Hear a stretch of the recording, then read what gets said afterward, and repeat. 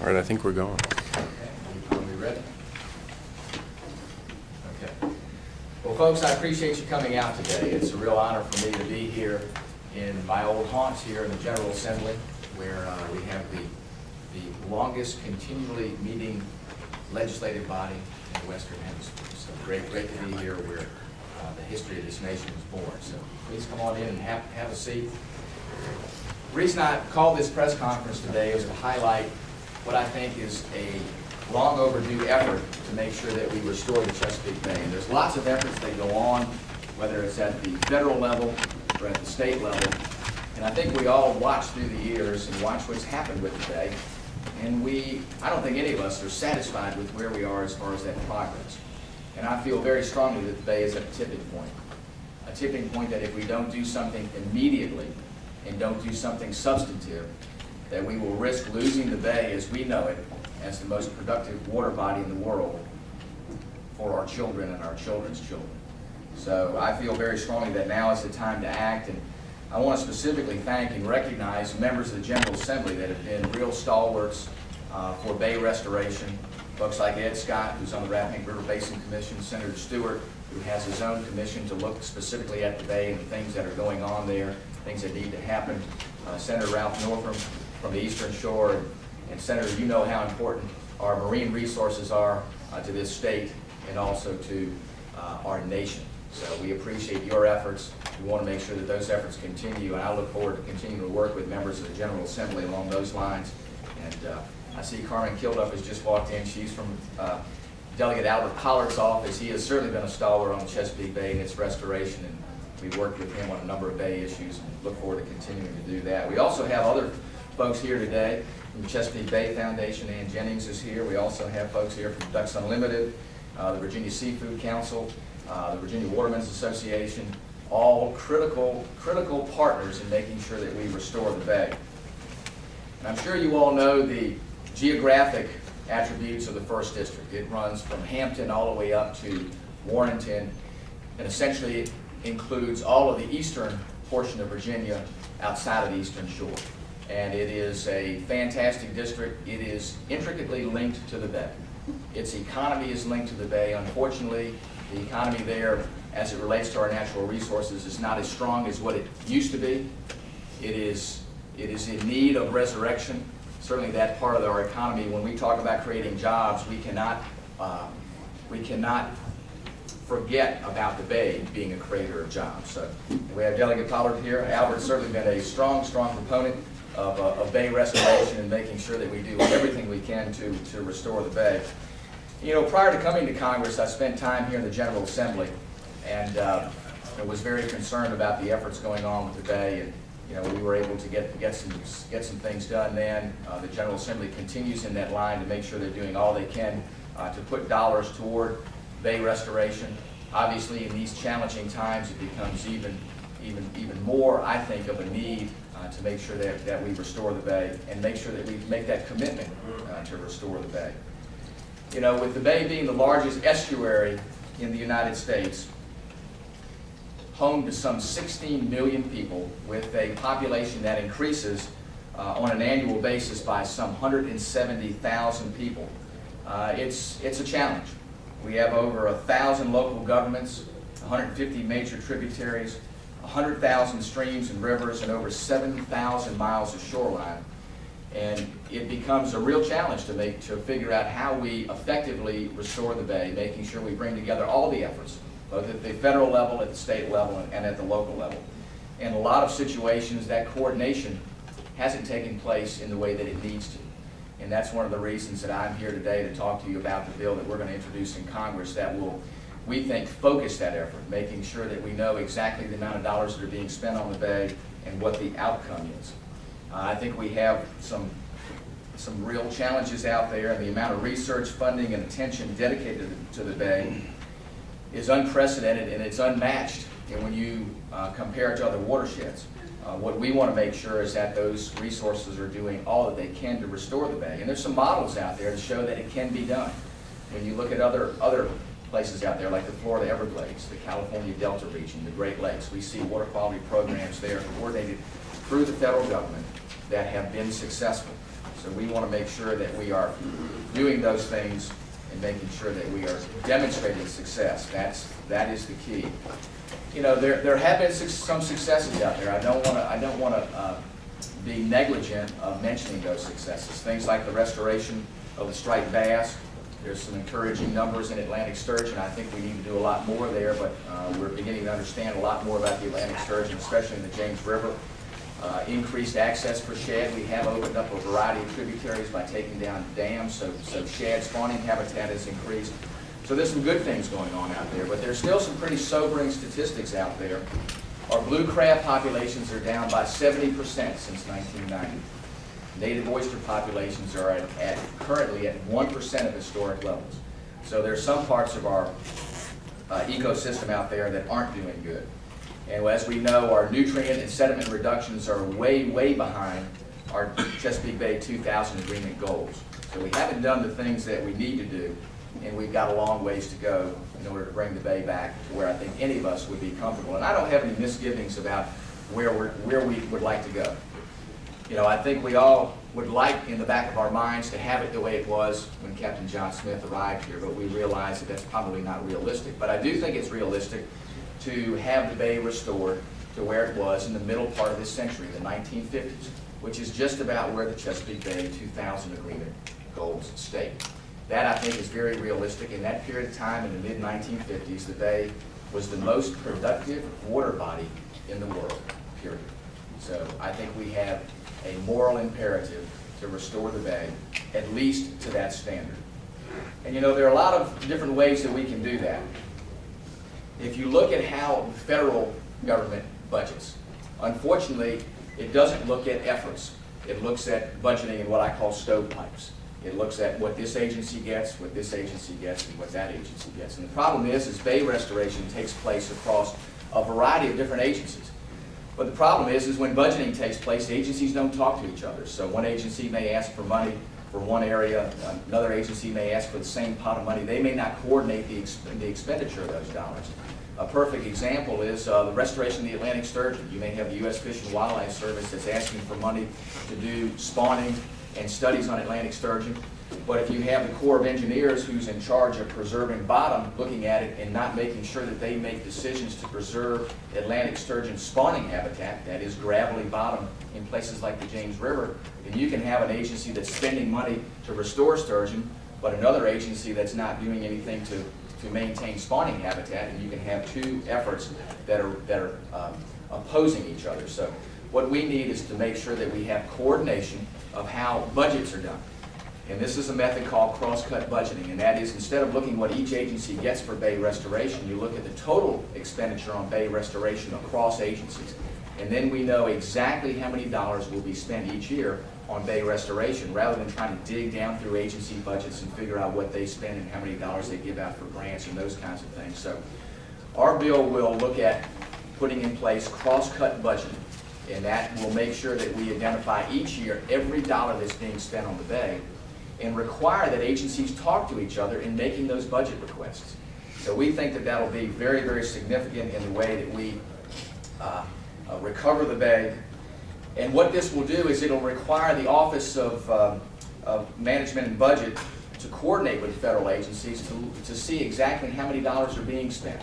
So each time the budget comes about, there'll be a line item in the budget across agencies that'll say Chesapeake Bay Restoration. So that's one of the parts of our bill to make sure that we relook at how we manage that particular effort at the federal level. The second component of the legislation is adaptive management. And that essentially says that we are going to make sure that we hold agencies accountable. We're going to look very, very specifically at the goals that are out there for bay restoration. And we're going to make sure that when the dollars are spent, that we are able to demonstrate results. If dollars are being spent on nutrient reduction, on oyster restoration, on Atlantic sturgeon restoration, we are going to make sure that we state there what's the outcome. And if those dollars aren't producing an outcome, then what we need to do is to adaptively manage. And that means we'll move dollars to programs that are working. And we'll make sure we do that on an annual basis to keep up with what's going on and not spend in areas where we can't produce results. And certainly in these days of challenged budgets, I think that's extraordinarily important to make sure that resources are going to those areas where they are working. And I want to emphasize too, some people say, Rob, you know, I'm afraid that what that's going to be is a gateway to reducing the number of resources that go to Chesapeake Bay Restoration. And I want to emphasize this. My intent with this is in no shape or form to reduce resources to Chesapeake Bay Restoration. In fact, what I think ought to happen from this is to highlight those areas that are successful and where the resource needs are. If we can identify what we're spending, what the outcomes are, the success of those outcomes, what the utility is of the dollars that are being spent, I think we can better identify what the resource needs are, and going forward can make some very compelling arguments about what the total resource needs are for Chesapeake Bay Restoration. So I think that this will have the opposite effect. So I'm very excited about that and making sure that we put that information forward. And we all know that, you know, the Bay and its restoration is a very, very complex network of efforts. It's at the federal level, at the state level, and at the local level. And this effort, in my mind, is going to make sure that we tie a thread between the federal efforts, the state efforts, and the local efforts. That, I think, is extraordinarily important because each level of government has a role. And it will not work if any level of government is not involved. We all know that it's going to boil down to things as simple as land use decisions in local governments, to efforts with the state and how they coordinate and make sure that they provide not only the revenue resources for localities, but also the technical resources for localities. What does the federal government do to help the states? Where do the dollars that come down from federal government go? How are they coordinated with state efforts and with local efforts? So we need to make sure that we are bringing the best and brightest ideas to the surface and making sure that those are the efforts that are being funded and that they demonstrate results. So that's the focus of my bill, which we are calling the Chesapeake Bay Recovery and Accountability Act. And again, we put it into the 110th Congress at the very end of the Congress last session. We didn't get the ability to get it heard because of the docket there on the Natural Resources Committee, but it is now filed. It is on the docket of the Natural Resources Committee, and we are going to be very, very aggressive in pushing this plan. And I'm anxious about this because this summer the EPA is going to release its Chesapeake Bay Action Plan, and that's going to be very, very important. I'm encouraged to see that the Chesapeake Bay Action Plan is going to incorporate adaptive management, which is the exact framework that will be put forth in our bill as to how we manage activities on our Chesapeake Bay cleanup efforts. So we see that people are beginning to realize that in these days of challenged budgets and challenged resources that we have to do everything across the board with the resources that we have to clean up the bay and to be able to demonstrate results. I think that's extraordinarily important, and I am happy to be there, to be doing this, but you know, this effort by itself is not going to ensure success. And what we're going to make sure is that our office, through this, coordinates with the members of the General Assembly to make sure that we are, in our efforts, coordinating with efforts here at the state level. So if there are elements in our bill that need to be coordinated with efforts here at the state, we look forward to doing that. I know that there is a strong commitment here in the Virginia General Assembly to make sure that those things are done. We're also reaching out to local governments to get their feedback. In fact, when we drafted this bill, we sent it out to a number of folks out there in the non-governmental organization community, also in the local government community, to get their feedback and say, what can we do here to help you in your job to restore the bay?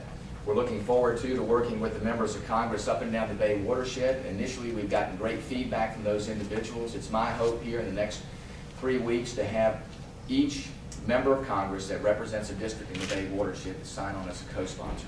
This is a bipartisan effort, folks. This effort knows no party distinctions. This is all about cleaning up the bay, which again, I think is an economic issue, but I also think that it's a cultural issue.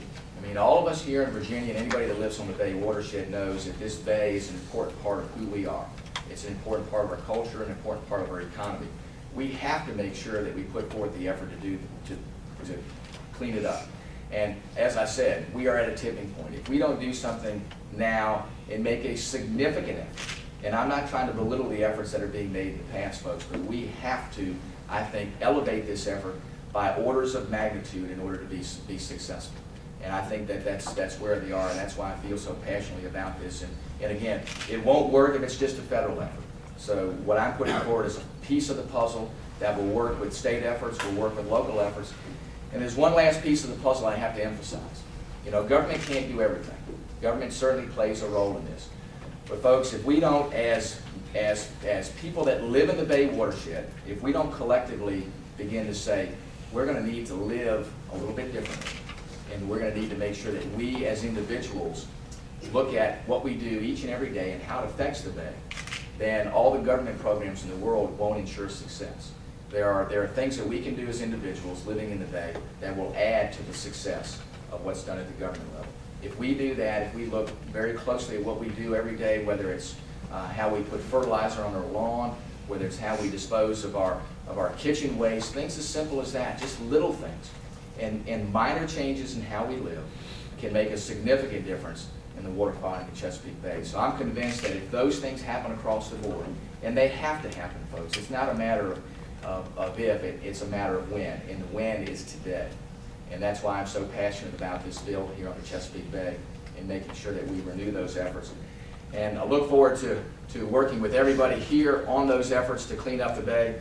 And let me do this. I'm going to open it up for questions. I'd like to also recognize Senator John Miller, who's just come in. He is certainly a stalwart here, represents a district that is intricately tied to the Chesapeake Bay, has been a real stalwart on Bay restoration efforts. And John, we appreciate all of your efforts. So let me do this. Delegate Harvey Morgan couldn't make it here today. He did have a statement that he wanted me to read. And what I'll do is I'll leave it until the end of the press conference, and we'll go ahead and read it then. Do you want to continue your meeting? That's our first question. Let me go ahead and do this. Let me go ahead and open the floor for questions that you might have, and also the members of the General Assembly here or the members of the non-governmental organizations that are here. I know that they would be glad to answer questions too that you might have. I was just wondering, you mentioned that one of the parts of your bill is accountability. Yes. And I was wondering, what has the United States government, the governments of Maryland, Virginia, D.C., and Pennsylvania spent over the last year on Chesapeake Bay restoration? Well, the last year, it's very difficult to tell you. That's one of the reasons that I'm putting this bill in, because it's hard to draw a thread through all those different expenditures. The estimation that we get on Bay restoration efforts since the point of a coordinated Chesapeake Bay program within the U.S. government is $6 billion. That's the best estimate that we can get. And if I could just follow that out, as you know, there was a report that came out recently that was somewhat critical of the use of that money. It didn't indicate that they had made much progress. Is that part of your motivation on this? That is, and certainly that came out. We had introduced the bill last year. That Washington Post article came out being very critical of the federal programs and what has been attained through those expenditures. That certainly adds to our concern in that the efforts there aren't coordinated. As you can see in that report, success has been overstated. That gives me lots of pause also. So one of our efforts is to better coordinate federal efforts, and again, to make people accountable for tangible, demonstrable results. So you're saying $6 billion has been spent on this by the federal government? Yes. Over what period of time? Since the inception of the Chesapeake Bay program, I don't have a date right off the top of my head. Brent, do you know the exact date? I think it's at least 10 years or so. It's been every bit of that, but we'll get you the date. Did you say there's 7,000 or 70,000 miles ashore? 7,000. 7,000. Do you know about the federal funding in your bill? Is most of that spent unilaterally, or is it given as grants to the states? It's a combination. There's some that go to federal government programs. There's some programs that they have that distribute grant money to states and local governments. So we're looking across the board for every federal dollar, whether it's spent through an agency, whether it's granted to a state, whether it's given to a state agency, or whether it's granted to a local government. So how does this cross-cut budgeting, it does not take into account state spending also? How do you measure that? Well, any dollar that's being spent on the Chesapeake Bay, it will identify it, and what it'll do is it'll go across each budget and say the expenditure on the Chesapeake Bay as a whole is this amount, and then it'll break it down as to what each agency spends, instead of having to dig into each agency and say, well, here's some program dollars that go to an agency, here's some dollars that they give out in grants, here's some dollars that they give out or here's some assistance that they give in a technical way to states. What this will do is every penny spent on the Bay, there will be a single presentation of Chesapeake Bay effort expenditures each year. And then it'll drill down, it'll show you what each agency's spending, what goes to state government, what goes to local government. I thought the Chesapeake Bay Commission was supposed to serve that function of looking and making sure there was no duplication. That is one of their functions. The problem is that they don't have oversight over the federal agencies. The Chesapeake Bay Commission is made up of states, so what they're trying to do is to coordinate state efforts to make sure that if one state's doing something, the other state isn't doing something counter to that. What we're trying to do is to say at the federal level, there is no effort to make sure that we identify exactly where dollars are spent across agencies, and then that those agencies are responsible for the outcome and making sure that they are accountable for results and make sure that they move money around based on which programs are successful and which ones aren't. Are you hoping that it would avoid some of the competition we've seen between states to do the same thing? Yes. I think what this has the potential to do is to really draw a much more distinct line across both agencies and through states, because these efforts are going to not care about state borders. It's going to be the total amount of effort for the Chesapeake Bay as a whole. So what we're hoping to do is to make the effort by this less parochial. And I know from sometimes there's a natural tendency to be parochial, but this we hope will cut across that tendency.